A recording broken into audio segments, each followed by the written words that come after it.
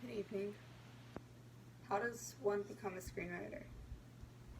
A person can unleash their imagination in one night and find themselves in this trance of destiny. And for me, it took one night with a 15-year imagination just going nowhere but down the drain. And,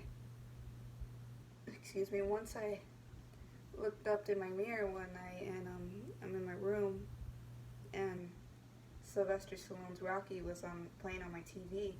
I just, I started impersonating him, and I really liked what I was saying with this Rocky impersonation, and that's when I knew that this dialogue that I was hearing and this character that I'm impersonating was once on paper, pencil and paper, and that's when I knew that screenwriting might be for me.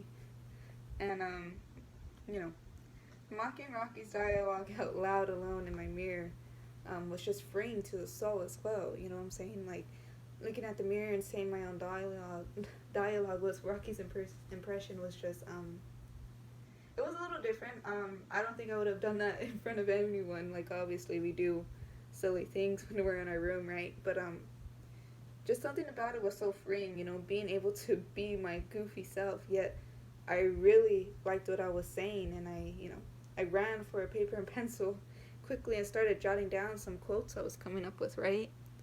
And at that point, I'm looking at this notebook on my desk, and I'm pacing back and forth, and I started just thinking of a title. Slowly, I was developing a story in my head, and that's when I wrote on the cover of the journal, "Life's a Rose," and the script. I wouldn't be able to tell you, but the script just ended up going further than I expected, right? Freshman year, I used to take this notebook everywhere with me and continue to just write this story I was so passionate about. I came up with the beginning, a middle, a climax, a conflict, and an end, and I just thought, it was far more interesting to me. Like, even during classes, while the teacher was speaking, I would just, be in the back desk of the classroom just going on the story that I just developed. And obviously that's frowned upon. I don't advise anyone to do what I did, but hey, 107 written pages later, I finished the story, and something inside me knew I had to share this side of me, this what I was doing, making the story with people. And obviously it's a movie script. I plan on it being on the screen someday, but throughout the years,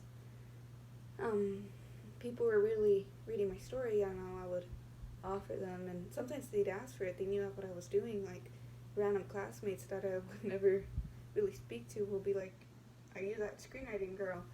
And I'd be like, "Yeah." And then they heard a lot about my story from other people, and they would want to, read a bit of it. And that really touched a special place in my heart. And I will welcome criticism as well and whatnot. And I got a lot of good feedback on it, and that just motivated me more to pursue this side of me. But there is a thing though about this and that is I love this screenplay so much I couldn't let it go, and it was pretty much unfinished for 3 years because I just kept editing, and this should change and this should change. But that was because it grew with me. I started the story in freshman year. I was like, 15, 14?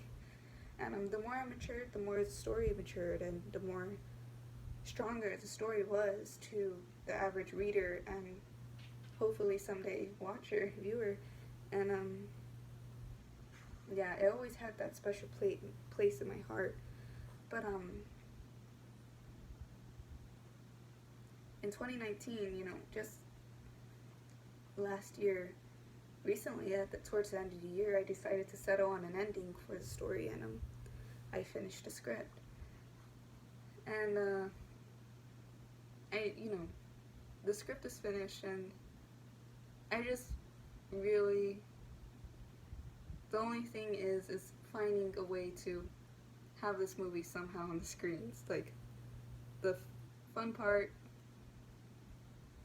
I wouldn't say it's over, but now it's really time to work hard and pursue the script and hopefully find an agency that wants to develop my movie. But yeah, decided to end on an ending for Life's a Rose, and I, just thinking about it, I never expected to be a screenwriter. I didn't grow up saying, you know, quote unquote, Daddy, I want to be a screenwriter. What do you think of the scene I just wrote? No, I don't think any kid would. Honestly, I wouldn't know, but that just wasn't me. Um, but yeah, I never considered writing movies as a passion. Before screenwriting, actually, I was very unsure of who I was. I had no passion for anything, but I just love storytelling and making up stories and making people smile. So, what I would advise for anyone is just, you know, find something you truly love effortlessly. You're not forced to love it. Like how I'm not forced to love screenwriting because it's a done, settled job. No. To me, it's an art. It's a passion. Find something that makes you feel that way and just stick to it. Stick to your project, no matter how long the time flows. If it's 3 years and you're still not done,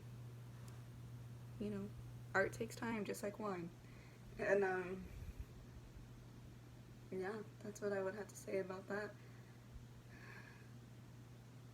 I hope everyone's safe out there during this pandemic, and wash your hands and have a good night. Thank you for listening to my screenwriting story, and remember to let your imagination flow. If you need to be in your room and just let it all out and be goofy, do it, because at the end you will not regret how freeing it feels to the mind and the soul. Good night.